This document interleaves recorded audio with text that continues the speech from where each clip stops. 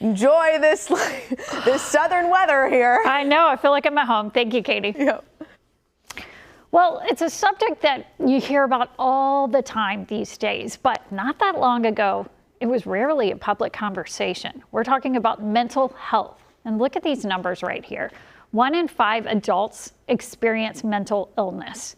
This represents 1 in 20 adults who have serious mental illness. And then at least 17% of kids and teens have a mental health disorder as well. They're numbers that for years we just didn't talk about. Numbers that Sue Abderholden wasn't afraid to share about. Now, you're going to hear the story of a true ally. It's a room with a story, a young scholar, a proud wife and mom, an advocate down to the soul. Sue Abderholden was in college when she first faced the subject that would guide her way. My first roommate in college had a suicide attempt and then, of course, dropped out of school. So I had my own room for my first year in college. You saw it up close. Yes. Mm-hmm. Yeah. Do you think at that time you understood it was? No, not at all. So it would have been 72. And yeah, no one really talked about mental illness back then at all. After college, I worked at a group home for kids with multiple disabilities who otherwise would have been in the institutions.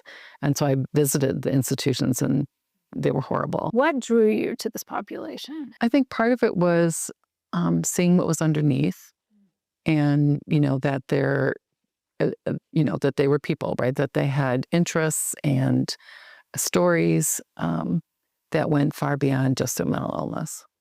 I remember playing pool, with some of the guys. I always let them win.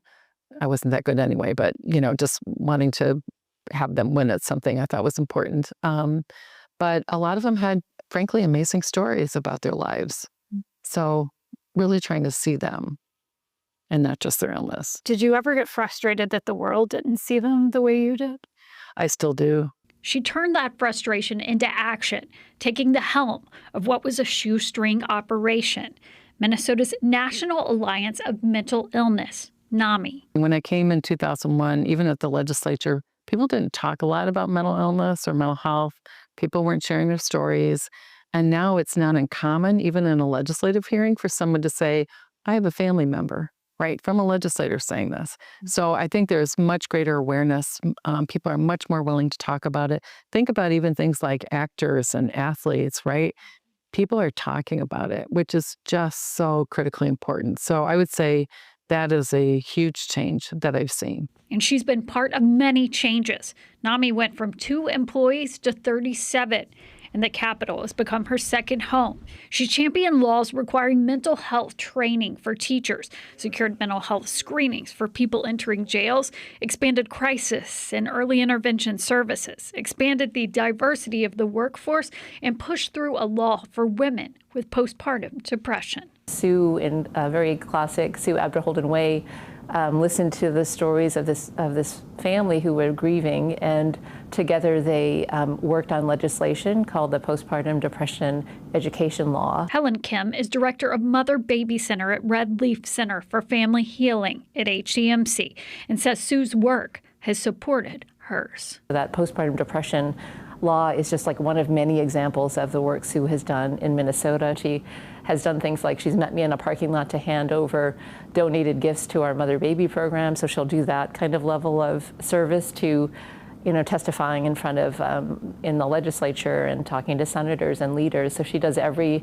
level of service, and she does it with such deep humility. And on that note, Sue will call it a career, retiring her title, but not her drive. I just decided I wouldn't make any decisions for the first 3 months and just frankly really sleep, relax, go to exercise classes, do those kinds of things, and then decide what's my next chapter. Well, I have a feeling you'll still be advocating in some way.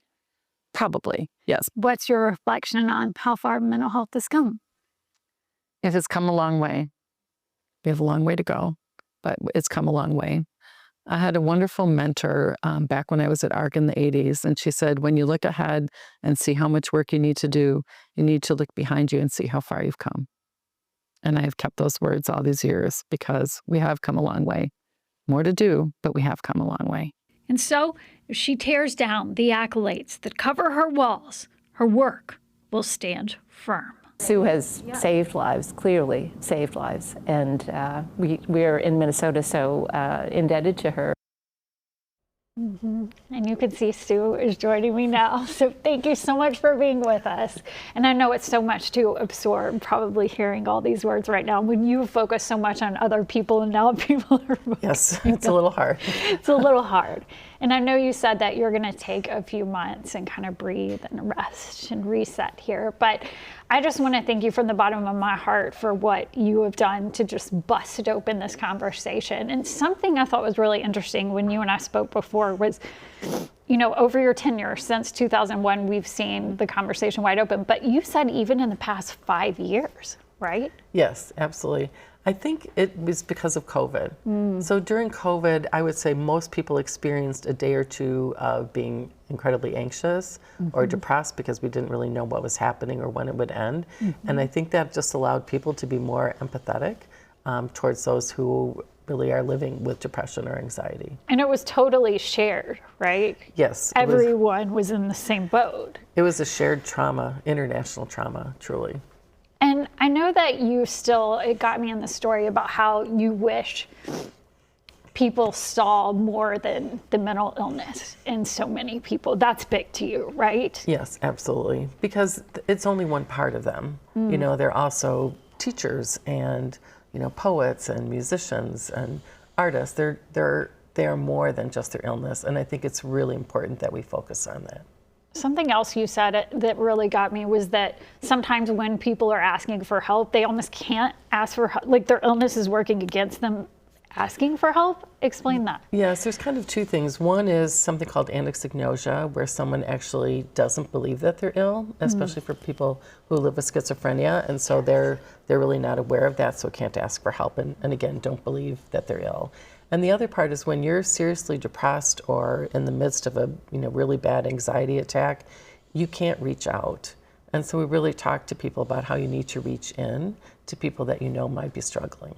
Okay, and on that note, I think that's really important too, is for anyone who's watching now thinking, oh, I think I might need to intervene or give support to someone. Or maybe they have a neighbor who people say they act different and I don't want to be around. Like, what's your message to us to just being more open and loving people? I think there's a couple things. One is just honoring people's differences. You know, they're not weird. You know, they're just acting differently. If you're really worried about someone, call 988, absolutely. If you have a family member, friend, or neighbor that you're not sure what to do, you can call the NAMI office. We have a helpline, and we can kind of walk people through what some of the strategies could be. Well, thank you so much, Sue, for what you've done for so many. Well, thank you so much for having me on this morning and for the story. I just really appreciate it. Good. We appreciate you. And you heard it. You've saved lives. Thank you. Thank you.